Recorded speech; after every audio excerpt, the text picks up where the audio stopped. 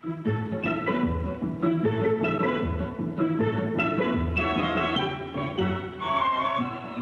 only person to have delivered a speech at both the Democratic and Republican national conventions is one of these three young men. What is your name, please? My name is David Marth. My name is David Marth. My name is David Marth. Only one of these young men is the real David Marth. The other two are imposters and will try to fool this panel. Tom Poston, Peggy Cass, Orson Bean, and Kitty Carlisle. On To Tell the Truth with your host, Bud Collier.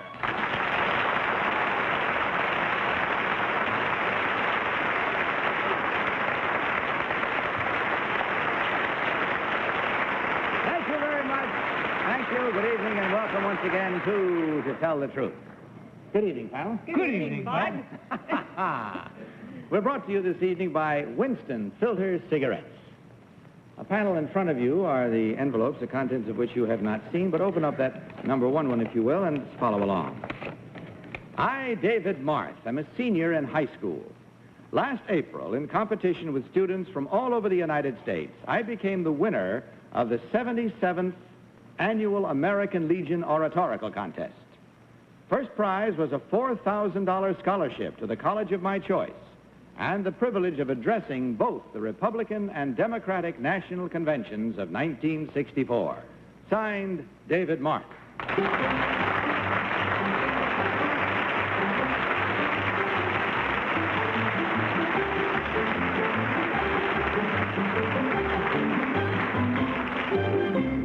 Panel, these three young men all claim to be David Marth, as you heard, winner of the National Oratorical Contest. We'll start this questioning with Kitty Carlisle. Kitty? Thank you, Bud. That's quite a distinction, I must say. Number one, who delivered the keynote speech at the Democratic Convention? At the Democratic Convention, Senator Pastore of Rhode Island delivered the speech. Number three, what date did you make your speech?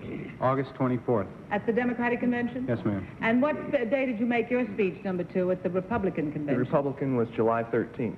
Number three, who made the keynote speech at the Republican Convention? Governor Hatfield. Number two, who sang the Star-Spangled Banner at the Democratic Convention? I don't remember. Number three, how long was your speech? At the Democratic Convention, Either one. the first one at the Republican Convention was 5 minutes, and the second was 3. Number one, what was your subject? My subject for the American Legion contest was the Constitution, our Temple of Freedom. Number two, what was your speech for the Democratic Convention? Tom Poston. Thank you, Bud. Number two, you didn't know who sang the Star-Spangled Banner at the Democratic Convention. Is that true? No, as a matter of fact, I was a little nervous at the time. I bet I would be, too. Number three, do you know who sang the Star-Spangled Banner? I could guess, but I'm not positive. Well, take a guess. Robert Merrill? Number one, do you agree with that? No, I think Eddie Fisher did, as I recall. Well, you can't tell those singers apart. Sorry, Bob. Number one, what was the subject of your American Legion speech? The Constitution, our Temple of Freedom. Number two, what was the subject of yours? The Constitution, our Temple of Freedom. Oh, I see. Was it your... Oh, drat. Peggy Cass. Thank you. Number one, how many people were in the finals of this contest? 4 people. And number three, where were the finals held? Tampa, Florida. Number two, could you please tell me where Governor Hatfield comes from? He's the governor of Oregon. And could you please tell me, number one, where Hubert Humphrey comes from? The state of Minnesota. Number three, since you must have known something about the patient, do you know what Hubert Humphrey used to be before he became a senator? No, I don't.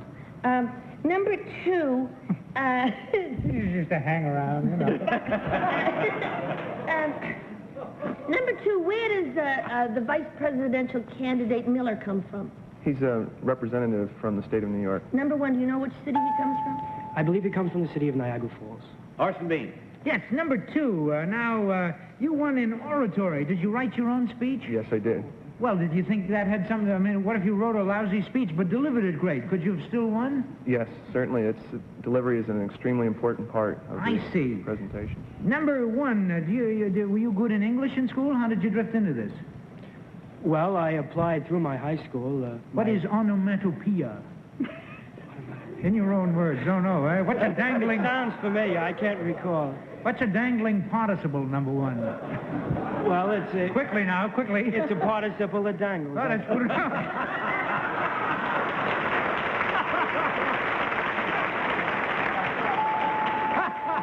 Well, on that note, we let the questions dangle right there while you mark your ballots, if you will, please. Mark them at once, without change, and, of course, without consultation.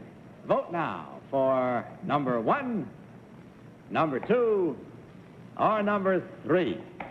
Our team of challengers will receive $250 for every incorrect vote. Are all ballots marked, panel? Very well, Tom, for whom did you vote? I voted for number 3. He's got that faraway look of a guy that just had to attend both conventions. And he looks like a kid who would be able to give a nice speech. I thought he was a very appealing. Number 1 and 2 are very smart, though. Peggy Cass. Well, I thought they were all just fine. But, you know, did Eddie Fisher do what I couldn't imagine? Did Eddie Fisher open the convention? That took me off that. And I think that Miller comes from Lockport, New York. And also, number 3 has a nice appearance, and I'd vote for him. All right, Orson Bean. I voted for number 1 because it should be him. He's a fine fellow, and he knows what a dangling participle is. Kitty Carlisle, what is your choice? I voted for number 3 because if the finals took place in Florida, he's the only one who looks as though he might have a Florida tan. And he was reluctant to say which man sang the Star-Spangled Banner because he wasn't sure. And I know what onomatopoeia is. Then it's her. Can I change my vote? Yes, you may. All right, there we have it with the votes all in and the reasons given. Let's find out immediately and without pause which one of these young men, in truth, is the National Oratorical Contest winner. Will the real David Marth please stand up?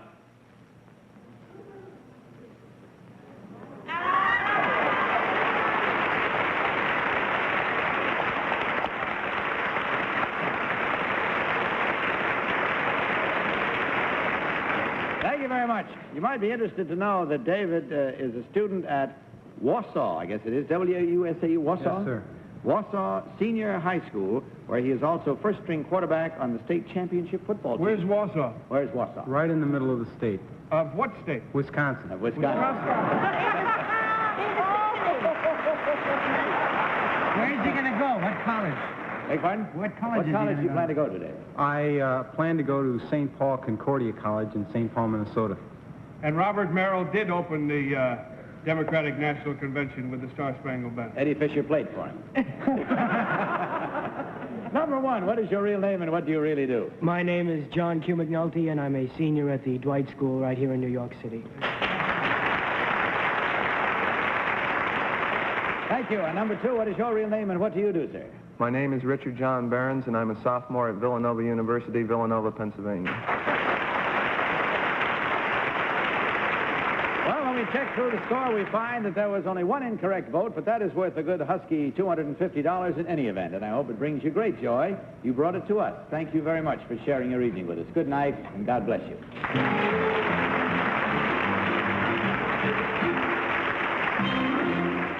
Now, 60 seconds designed to your particular taste, for your particular pleasure. Incidentally, I understand that I said that was the 77th National Oratorical Contest. It wasn't. It was the 27th, which fact makes me feel a lot younger, I'm glad to say. And now let's meet our next team of challengers.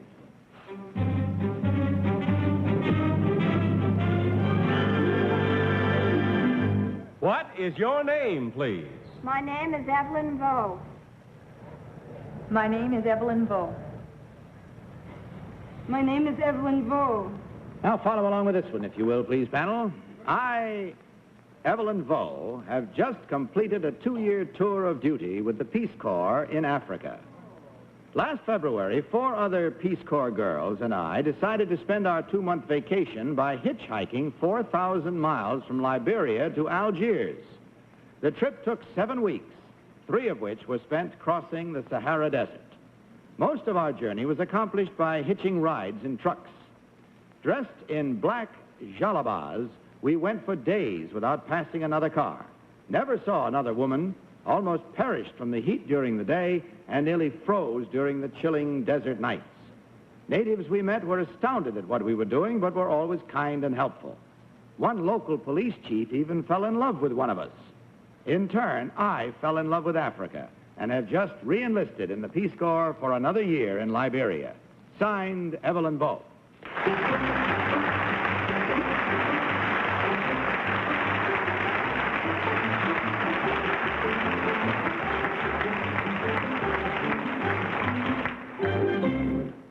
These three young ladies all claim to be Evelyn Valle, who hitchhiked clear across Africa.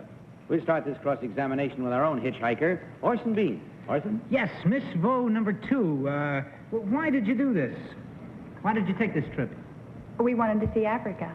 Well, what would you have done if you would have run out of gas or something? Well, they hitchhiked. I don't know. Oh, they hitchhiked. So if the guy's camel ran out of water, weren't you scared? No. No? All right, great. Number 3, where is the town of Bangui? Don't know Bangui? I'm shocked. Number 1, Bangui. No. No? Number 2, you never heard of it either? No. Did you ever go to number 1, did you ever go to Tangier? No. Number 2? No. Oh, there's a little hotel. I don't want to go into that. Number 3, describe your black dejultibus or whatever. Jalaba. What? Jalaba. Well, Kitty Carlisle. And number 2, what is a yashmak? I don't know. Number 3, what is a yashmak? I don't know. You don't know either, number 1? No, I don't. Yashmak, Meshach, and Abednego. It's a thing that, well, anyway, they wear it, like so. What is the capital, number 2, of Liberia? Monrovia. Number 3, who's the head of Liberia? Dr. Tubman. Number 1, how many countries did you pass on your way from Liberia to Algiers? 4, counting Liberia. And what were they? We started out from Liberia, Yes. and then into the Ivory Coast. Yes. And then to Niger, and then to Algeria. Number 2, 3, where is Niger? Niger is just north of Nigeria. Which coast is it on? Tom Poston. Number 3, would you be likely to go through the Ivory Coast if you're going across country like that from Liberia? Well, we went east first and then north, and that's why we passed through the Ivory Coast. You could go directly without passing through. Number 3, you didn't even know I was talking to you, did you? But I was. Thank you. You're a very polite lady. Number 3, again, how close would you come to Sierra Leone then? We didn't go. Sierra Leone is to the west of Liberia. We went east and then north. Ah, yes, now I understand. Number 3, did you return Pardon? to Liberia? Yes, we did. How long, Peggy Cass. Thank you. Number 2, you say you saw no women and you hitchhiked. Did you ever run into any trouble? I mean, like fellas try to, keep you there in their tents? Like Rudolph Valentino? Not really. No? Gee. Not really? How about How about number 3, how about sort of? Sort of, in some cases. In some cases. And number 1, where did you eat your dinner? By the, Number one. by the roadside, usually. But number 3, in the middle of the Sahara, where did you get, bologna and bread to make a sandwich? What did you eat? We brought canned food and cheese, that sort of thing. Fish. Number 2, would anybody ever offer you a sheep's That's all the time we have, I'm sorry to say, but there it is. Tighten your burnouses and mark your ballots. Mark them at once, please. No change, no consultation permitted. Simply vote for number 1, number 2, or number 3. All ballots marked? No, not... Not yet. 2 are marked, 3 are marked, and... Oh, God, All right, Tom, for whom did you vote, finally? I have to guess on this one. Just on the last thing number 3 said, she took fish along. And I wonder about that. I voted for number 1. Gee, it was a great thing. I'm proud of her. Peggy Cass. Well, I voted for number 3 because, when she said something, she used some word that's sort of French, and she said it with a French accent, so that's enough for me. Orson, which one do you think it is? I don't have a clue. I don't know. I'd keep them all in my tent if I were a chieftain of a humble tribe, nothing grandiose. A small 500 subjects, a few camels. I voted for number 1. I don't know. It's probably 3, and it could be 2. That's it. Move over. Kitty. I voted for number 1 because although number 3 said she pronounced jalaba properly, unlike you, my darling, nevertheless, number 1 had that kind of clear-eyed look that would fight off the chieftains and she looked, yeah, most of them. Not you, of course. Oh, never mind. I think it's number 1. All right, there we have. You mispronounced number 1. We go now to find out which one of these young ladies, in truth, is the one who has given up some of her life to the Peace Corps and then hitchhiked across Africa. Will the real Evelyn Valle please stand up? I can't.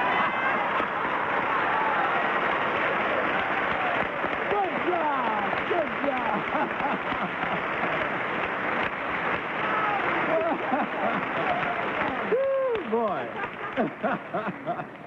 Wowee. Suppose you tell us what a jalaba is. It's a black hooded robe worn on the desert. Black hooded robe, is it of cotton or? It's kind of a wool flannel. Mm-hmm.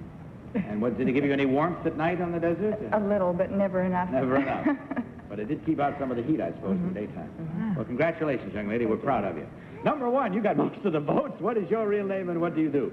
My name is Stephanie Strubing. I'm a Kelly girl, a temporary secretary sent out on many different jobs. Thank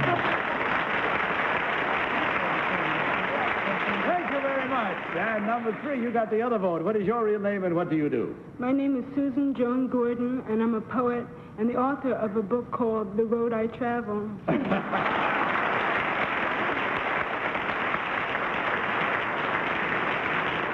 Incidentally, in accordance with regulations forbidding volunteers from accepting prize money, To Tell the Truth is sending exactly 1/3 of the team's winnings directly to the Peace Corps. How do you join the Peace Corps, Bud? I'll tell you about that later.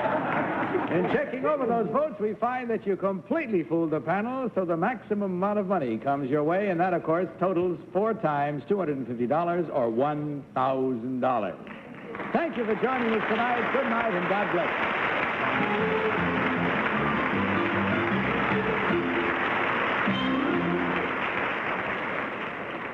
Okay, panel, rest easy now, and let's all look at this brief film. Our 3rd team of challengers.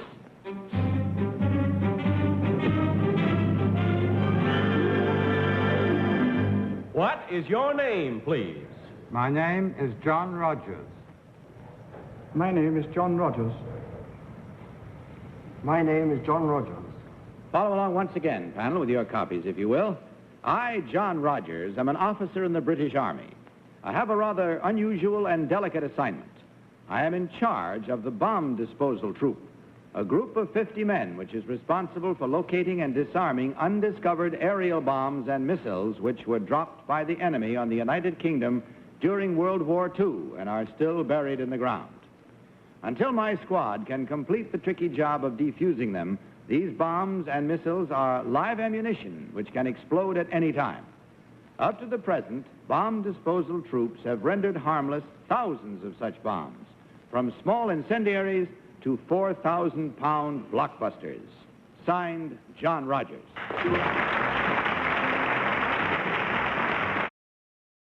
Panel, these 3 gentlemen all claim to be John Rogers, as you heard, commander of the British bomb disposal troop. We'll start this questioning with Tom Poston. Tom. Thank you, Bud. Well, I was just jotting down a few notes here. Number 3, have there been any stories about your troop? Any fictionalized stories based on the actual troop itself, number 3? Not based on the actual troop, no. Oh, just number 2, do you agree with that answer? Yes, I do. There has been a film on this sort of thing. There has been 1 or 2 books, but not on our particular unit as such. Who was in that film? Do you remember number 2? I don't. Number 1, you agree with the 2 answers given by your cohorts? And yes, mainly, yes. Some of them are pretty bad liars, you know. Number 1, Peggy Cass. Number 3, what's a sapper? No insult. A sapper is the equivalent of a private soldier in the Royal Engineers. Thank you. Number 1, do you agree with that? Yes, I do. Number 2, how many regiments of guards are there? I don't know. Number 3, those things you've got on your shoulder are referred to as something. What are they referred to? Pips. Number 1, how recently have you found a big bomb? A big one? Yeah. Well, the last bomb I found was last Thursday, but... Last Thursday? Oh, number 2, how do you find them? Who tells you? The general public usually find them. Orson Bean. Yes, recently, number 2 in London, I read that such a large bomb was found. Were you instrumental in dismantling it? No, I personally was not. Was your members of my troop were. Where was that? Do you remember? I don't remember. Number 1, what's the Norden bomb site? The Northern bomb site? Yeah, do you know what it is? No, I do not. Number 3, Norden bomb site? A bomb site fitted to, I think it was an American bomb site fitted to aircraft during the war. Number 3 again, what's a firestorm? If a large quantity of incendiaries are dropped on a city, they cause a firestorm. Number 1, what's your most popular way of finding out? Does a housewife call up and say there's a live bomb in my yard, or how do people It can tell you? happen. Usually on excavations, construction. Kitty. Number 1, what are those tips you have on your collar? This is a grenade. This is a symbol of the Royal Engineer Corps. Thank you. Number 2, when you find these bombs, are they generally buried underground or are they on top of the ground? They're very generally today, they're buried under the ground. They're under the ground. At one time, a great number would be on top of the ground. Number 3, do you pour water over them? In certain cases. You see, I wasn't so silly. Well, the time is gone for any further questioning. Regardless, I hope you've managed to get enough information to mark your ballots, because that I ask you to do now. If you will, panel, mark your ballots at once, without change, and, of course, without consultation. That you well know. Vote now for number 1, number 2, or for number 3. All ballots are not marked yet, I can see. Now I believe they are. And so, Tom, for whom did you vote this time? I voted for number 3. The only reason that I think it might not be number 3 is because he's the kind of a man that looks like he ought to have more responsibility and a bigger command. Well, Peggy Cass. I think he's a captain. That's not so bad. I voted for number 2 because when Kitty asked him to throw water on them, he really laughed. As if, what a foolish question. So I think that it's number 2. Orson Bean, which one is your choice? Well, number 2 said he didn't remember where that bomb was. I mean, if I found a BB, I'd never forget it. I can't believe... I voted for number 3, even though he looks too young to be in charge of the whole thing, because he's cool. He's like one of those guys in Rififi, you know, that can crack the safe. You have to be cool at all times, and television cameras shouldn't make you nervous. Sorry, friends. It's the best answer I could come up with. Kitty Carlisle. I voted for number 3. I think he looks rather young for the job, but he knew all about the sappers, and I think it's number 3. Very well, that gives us 1 for number 2 and 3 for number 3. We'll go with that one into the truth area and find out who's right and who's wrong as we learn now which one of these gentlemen is, in truth, commander of the British Bomb Disposal Troop. Will the real John Rogers please stand up? Oh, darn it.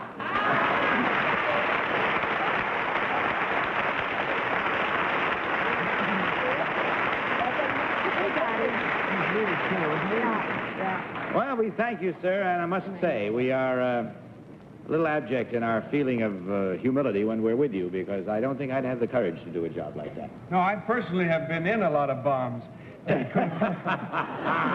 Different kind of bomb. Number 1, what is your real name and what do you really do, sir?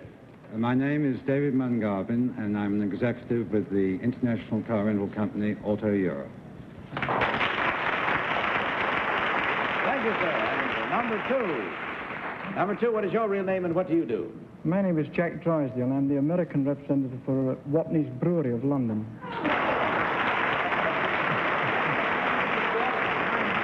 Checking the score, we find it the same as the first round, I believe. There was 1 incorrect vote, and that's worth $250, gentlemen. We thank you very much for being with us.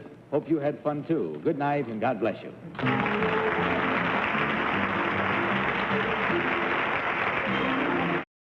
A word to the wise. This November 3rd, make your vote count. Vote and the choice is yours. Don't vote and the choice is theirs. Above all, register to vote or you have no choice. Good night, panel, and thank you for everything. As always, I'm in your debt. And thanks to all of you. We'll see you again next week at the same time, and I'll be with you tomorrow afternoon on the daytime show. In the meantime, may I remind you once again to tell the truth. Good night. To Tell the Truth is a Hello, I'm Kate Bradley, and that was the Hooterville Cannonball signaling you to hop aboard for a visit to Petticoat Junction.